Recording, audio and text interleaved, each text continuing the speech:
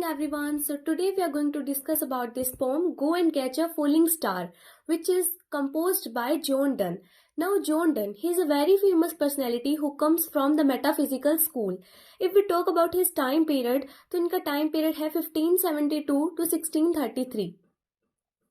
This title go and catch a falling star this is very unofficial, क्योंकि जो pome की first line थी उसी को बाद में जाकर टाइटल में कन्वर्ट कर दिया गया था. Let's begin with our poem. Go and catch a falling star, get with a child a mandrake root, tell me where all past years are or who cleft the devil's foot, teach me to hear mermaids singing or to keep off envy's stinging, and find what wind serves to advance an honest mind. Let's see इस first stanza के अंदर poet ने क्या बोला है. ये पूरा 9 line का एक स्टेंजा है. 3 स्टेंजा इस पोम में है टोटल. उन्होंने बोला है कि 7 टास्क दिए हैं करने के लिए. इस पोम की थीम ही यही है कि वो बता रहे हैं कि जितना मुश्किल ये 7 टास्क को कंप्लीट करना है उतना ही मुश्किल है इस वर्ल्ड के अंदर एक ऐसी गर्ल को ढूंढना जो कि ब्यूटीफुल भी है और फेथफुल भी है. नाउ पोएट ये बोल रहे हैं कि ये इम्पॉसिबल है ऐसी एक गर्ल को ढूंढना जो कि फेथफुल और ब्यूटीफुल दोनों क्वालिटीज जिसके अंदर है. Go and catch a falling star, कि जाओ और एक टूटते हुए तारे को पकड़ो. Now this is our first task. Get with a child a mandrake root. Now mandrake root क्या होती है? मैंड्रेक ऐसी रूट जो कि ह्यूमन की तरह दिखती है. कह रहे हैं कि ऐसी रूट के साथ में, ऐसी जड़ के साथ में एक बच्चे को बर्थ दो जो कि इम्पॉसिबल है. Third, tell me where all past years are, कि मुझे ये बता दो कि जो साल चले गए हैं वो कहाँ चले गए हैं, बीत गया जो समय वो कहाँ जा रहा है. Now this is also impossible to tell that. Or who cleft the devil's foot. Cleft का मतलब है स्प्लिट, मतलब बीच में से उसको बीच में से कट कर देना. जैसे कि बहुत सारे एनिमल्स होते हैं, हॉर्स, उनके क्या है कि फुट जो है बीच में से कट रहते हैं, एक कट रहता है. तो क्रिश्चियनिटी में ये एक बिलीव है कि जो भी डेविल होते हैं, जो भी दानव होते हैं, उनके पैर उसी तरह से होते हैं, बीच में से कटे हुए.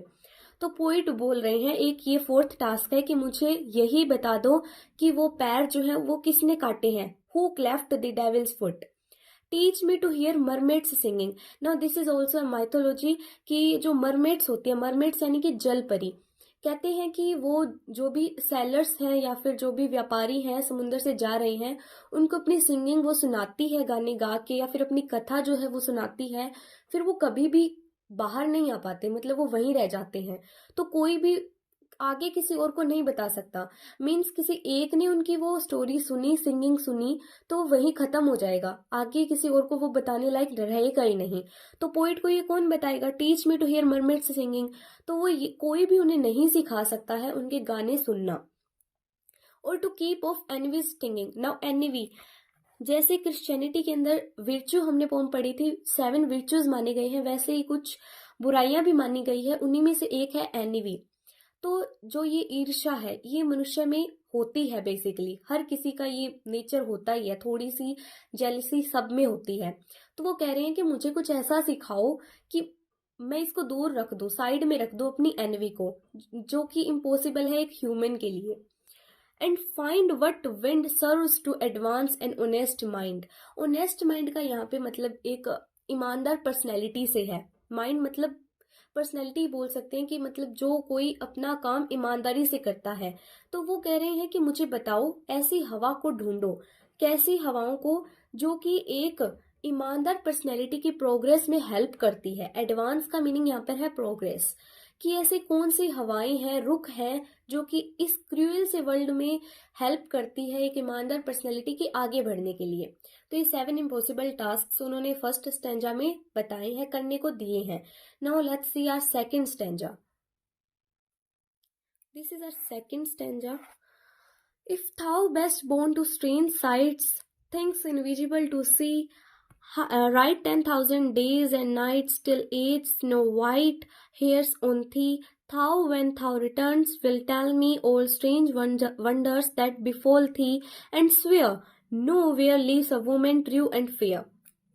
See, if thou best born to strange sights, thou का मतलब है you, कि अगर तुमने जन्म लिया है, बोर्न, कि तुमने जन्म लिया है स्ट्रेंज साइट्स के साथ में, कि तुम ऐसे दृश्य भी देख सकते हो स्ट्रेंज, यानी कि बोल सकते हैं अनजान, जो कि कोई नहीं देख सकता, जहां पर आज तक कोई गया ही नहीं है। तुम में वो शक्तियां हैं, ठीक है। अगर तुम मान लो कि तुम्हारा जब जन्म हुआ था तभी से तुम्हारे पास वो शक्तियां हैं। थिंग्स इनविजिबल टू सी, तुम वो भी देख सकते हो जो कि सभी के लिए विजिबल नहीं है। राइड 10,000 डेज एंड नाइट्स, ऐसी शक्तियों के साथ में अगर तुम 10,000 रातों को चलते रहो, डेज एंड नाइट्स, दिन और रात, 10,000 दिन और रात अगर तुम चलते रहो, till as snow white hairs on थी का मतलब यू, जब तक कि तुम्हारे बाल जो है वो सफेद ना हो जाए। अब यहाँ पर एक हिडन मीनिंग है। सफेद बाल होने का मतलब है, स्नो की तरह सफेद बाल होने का मतलब है कि तुमने बहुत सारे एक्सपीरियंस गेन कर लिए हो, इतनी यात्रा करी हो, ऐसे ऐसे दृश्य देखे हो जो हर कोई नहीं देखता, तो तुम्हारे पास बहुत सारे एक्सपीरियंसेस होंगे।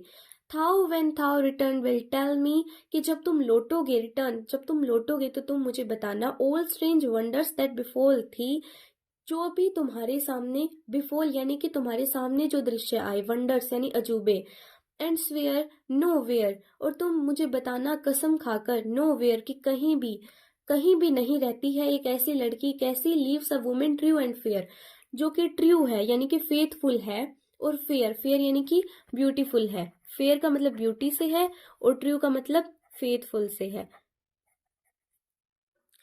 ठीक है। तो मतलब वो कह रहे हैं कि इतना सारा, हर इस दुनिया की एक एक कोने को भी देख लोगे तब भी एक ऐसी लड़की तुम्हें नहीं मिलेगी। Now this is our last stanza. If thou finds one, let me know. Such a pilgrimage were sweet, yet do not, I would not go. Though at next door we might meet, though she were true when you met her, and last till you write your letter, yet she will be false ere I come to two or three. जो none क्या कह रहे हैं, if थाउ finds one, कि थाउ means you, कि अगर तुम्हें कोई ऐसी एक लड़की मिल भी जाती है, वन, वन मीन्स कैसी लड़की, फेथफुल और ब्यूटीफुल, लेट मी नो, मुझे इसके बारे में जरूर तुम जानकारी देना।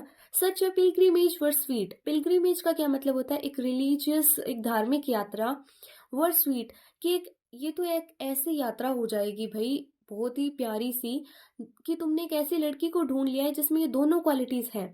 Yet do not, I would not go, अभी यहाँ पे एक आयरनी सी है, अभी तो बोल रहे थे कि भाई मुझे इसके बारे में जरूर बताना, अभी बोल रहे हैं yet do not I would not go, कि मैं तो फिर भी उससे मिलने नहीं जाऊंगा। Though at next door we might meet, कि हो सकता है कि वो मुझे मेरे अगले ही दरवाजे पर मिल जाए ना, अगर ऐसा भी हो तब भी मैं नहीं जाऊंगा। Though she were true when you met her, reason क्या बता रहे हैं वो इसका, कि मैं मिलने क्यों नहीं जाऊंगा। She were true when you met her, कि हो सकता है वो फेथफुल हो, मैं मान लूंगा कि वो फेथफुल थी, कब तक, जब तक तुम उससे मिले। And last till you write your letter, जब तक तुमने अपना लेटर लिखा तब तक वो हो सकता है ट्रू थी। Yet she will be false ere I come to two और थ्री, जब तक आई कम, जब तक मैं आऊंगा तब तक वो किसी दो या फिर तीन को धोखा दे चुकी होगी। So this was our poem, Go and Catch a Falling Star. I hope you understood it very well. Thank you so much.